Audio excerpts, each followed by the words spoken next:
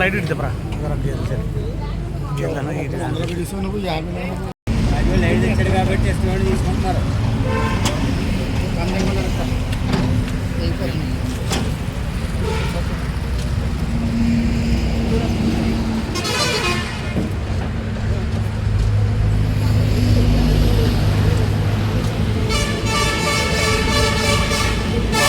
వెళ్ళిపోకండి.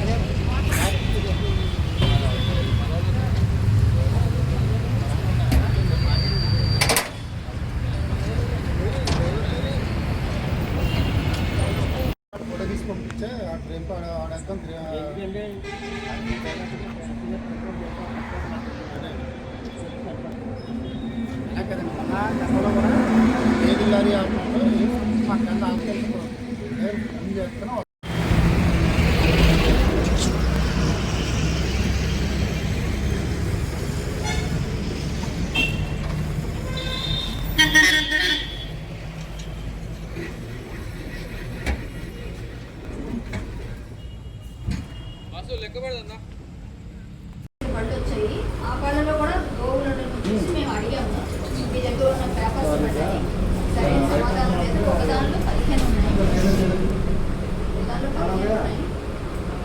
అందులో ఒకటి చనిపోయింది. దాని నెంబర్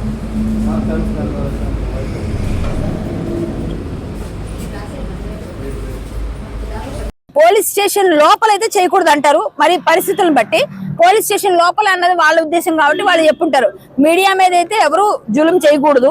మీడియా అనేది బయటకు ప్రజలకి నిజాన్ని పంపించే అంటే ఒక విధంగా చెప్పాలంటే గన్ను కన్నా పెన్ను చాలా పవర్ఫుల్, అది అందరికీ తెలుసు. పెన్నుతో రాసే మాట చాలా తొందరగా వెళ్తుంది. కాబట్టి మీడియాని వాళ్ళు కూడా అర్థం చేసుకోవాలి, మీరు కూడా వాళ్ళని అర్థం చేసుకోవాలి. కానీ మీకు వాళ్ళతో పని, వాళ్ళు మీతో పని ఉంటుంది. కాబట్టి మీరందరూ కలిసిమెలిసి వెళ్ళాలి సామరస్యంగా, అదైతే నేను అనుకుంటాను. కానీ అలా చేయకుండా ఉండాలి. మీరు వాళ్ళు చెప్పినట్టుగా అయిపోయింది, మనం బయట పెట్టుకున్నా ఎక్కడ పెట్టుకున్నా మనం మాట్లాడాల్సి మనం మాట్లాడాం. కానీ ఒకటండి, నేను మీడియా ముఖంగా చెప్తున్నాను, చాలా ఎక్కువగా మన ఉత్తరాంధ్ర నుంచి వెళుతున్నాయి. దయచేసి ఎవడు ఇందులో దొంగలుంటే మాకు ఇవ్వండి, మేము ఏ విధంగా ఫైట్ చేయాలో చేస్తాం.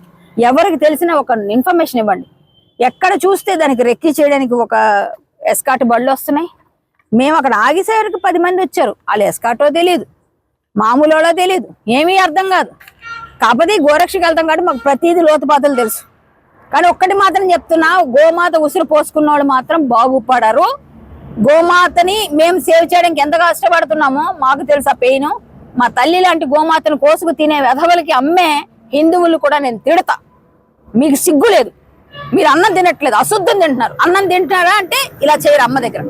ఈరోజు నాతో పాటు వీళ్ళందరూ వచ్చి నా టీం అంతా, ప్రకాష్ గారు, దత్తు, మా బాబు, మేమందరం కలిసి కష్టపడి 3 బళ్ళు కాదు 4 బళ్ళు తినించి అంటే నేనే ఆపితే కాన్సన్ట్రేట్ చేస్తే ఇంకొక 20-30 ఉంటాయి. ఇదే పాయికరావుపేట ఈ ఏరియాలో, ఇదే నక్కపల్లి, ఇదే తుని, ఇదే ఇటువైపే.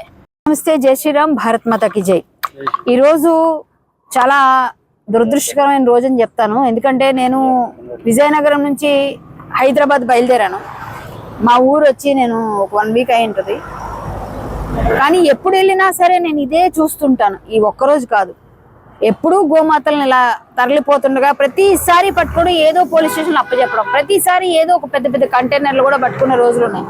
కానీ ఈ రోజు బక్రీద్ దగ్గరగా ఉండడం వల్ల ఏమో తెలియదు, కానీ విపరీతంగా ఈరోజు ఉదయం సబ్బవరం పోలీస్ స్టేషన్లో ఒక బండి అప్పచెప్పాను. ఉదయాన్నే 1:30, 2 గంటలకి అక్కడి నుంచి గుడ్లన్నీ చూసుకొని కొంచెం మెల్లగా వద్దామని మెల్లగా సాయంత్రం 6 గంటలకి అలా బయలుదేరి మెల్లగా వస్తున్నాం. మేము ఇక్కడ పాయకరావుపేట దాటి ఏమంటారు దాన్ని, నక్కపల్లి, సారిపిల్లి పాలెం, నక్కపల్లి పోలీస్ స్టేషన్ పరిధిలో 1 కిలోమీటర్ పోలీస్ స్టేషన్ దగ్గరలో ఒక బండి ఆగుంటే మేము ఏంటి ఇన్ని ఇందులో తీసుకెళ్తున్నారు, మీ దగ్గర ఏమున్నాయి పేపర్స్ చూపించండి అని అడిగితే ఆ పేపర్స్ చూపించండి అని అడిగినందుకు వాళ్ళు మా దగ్గర ఏం లేవండి, ఫోన్ లేదండి, కనీసం పేపర్స్ లేవండి అన్నారు. అదేండి ఆ పేపర్స్ లేకుండా ఇన్ని తీసుకెళ్తున్నారు, లైసెన్స్ చూపించి లైసెన్స్ కూడా లేదండి మా దగ్గర, ఫోన్ లేదంటున్నావు అంటే అసలు పొంతన లేకుండా సమాధానాలు చెప్తున్నాడు. నాకు అర్థమైపోయింది ఇది అక్రమ రవాణా కన్ఫర్మ్ గాని.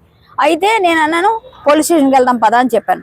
అనేసి మేము అబ్బాయిని తీసుకొని మేము వస్తున్న లోపల అక్కడ ఒక యాక్సిడెంట్ అయిందని అందరూ ఆగేసరికి ఇంకో 2 బళ్ళు వచ్చాయి.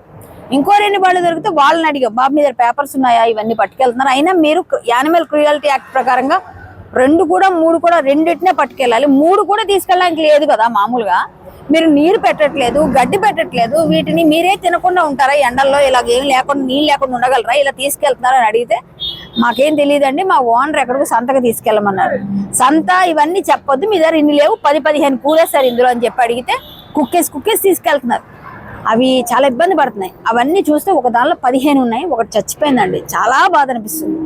గోమాతలు ఉసిరు పోసుకుంటున్నారా వెదవల్లారా, గోమాత రక్త మాంసాలతో తింటున్నారా సిగ్గులేని వెదవల్లారా, మీరు అన్నం తింటున్నారా, కడుపుకి గడ్డి తింటున్నారా. 15 గోమాతల్ని చిన్న పిల్లల్ని ఒక దానిలో కుక్కేసి చిన్న పిల్లల్ని అందరినీ హైర్ చేసుకొని ఉదయం ఒక పిల్లడు చదువుకుంటున్నాడంటే వాడు బీటెక్ చదువుతున్నామండి అంటే ఏం చేయాలో తెలియని పరిస్థితి. ఎఫ్ఐఆర్ అయింది అనుకోండి నాకు ఉద్యోగం రాదంటాడు, మరి ఆడు 1500 కోసం వాడు వస్తున్నాడు, 1000 రూపాయల కోసం సిగ్గు లేదు. కోట్లు గడిస్తున్నారు ఎదవల్లారా. గోమాతను పట్టుకొని పిచ్చి పనులు చేసుకుంటా గోమాతలు చంపేశారు రా, ఇప్పుడు చచ్చిపోయింది గోమాత అందులో చంపేశారు. నా 14 గోమాతలు ఉన్నాయని చెప్పారు, ముందు చూస్తే 15 ఉన్నాయి, అందులో చచ్చిపోయింది, అందుకని 14 చెప్తున్నాడు. సిగ్గులేని ఎదవల్లారా, 15 గోమాతలు ఉంటే ఒక గోమాత చచ్చిపోయింది, మీకు అన్నం ఎలా వెళ్తుందిరా మీకు, సిగ్గులేని ఎదవల్లారా. అక్కడ కొత్త వలసిన ఒక శేఖర్ అని ఉంటాడు, వాడి దగ్గర 74-80 పంపిస్తే వాడు అట్లే చేశాడు. ఇంతకుముందు దొంగలు ఉన్నారు మొత్తం అంతా, ఎక్కడి నుంచి మొదలు పెడితే మొత్తం ఆంధ్ర నుంచి వస్తున్నాయండి తెలంగాణ అని చెప్తే మాకు రోజు వస్తాయి ఇన్ఫర్మేషన్. రోజు మేము పట్టుకున్నాం, ఎన్ని పట్టుకున్నాం గోరక్షకులుగా మాకు బాధ అనిపిస్తుంది, రోజు చచ్చిపోవాలనిపిస్తుంది, బతకాలనిపించట్లే. ఆ గోమాతలు అక్కడ నుంచి చూస్తే ఎంత ఘోరంగా ఉందంటే అంత ఘోరంగా ఉంది. అది కూడా నక్కపల్లి మీద నుంచి వెళ్తుంటే ఇక్కడ 3 బండ్లు మేము ఇప్పుడు 30 ఆపాం, 30 ఇవాళ ఒక్కరోజు 40 గోవులు అంటే అసలు ఇప్పుడు ఎన్ని వెళ్ళిపోయి ఉంటాయో, ఎంత ఘోరంగా ఉంది పరిస్థితి. 3 బళ్ళలో మేము ఆపితే పోలీస్ స్టేషన్ తీసుకొచ్చాము. ఈ రోజు వాళ్ళు మెల్లగా ఎఫ్ఐఆర్ చేస్తామన్నారు, కానీ వీళ్ళు ఎఫ్ఐఆర్ చేస్తారండి వెళ్ళిపోతారండి. ఎన్నని ఎక్కడ దీనికి ఏం పోలీస్ స్టాఫ్ లేదా? హోమ్ మినిస్టర్ అనిత గారు కాన్స్టిట్యూన్సీ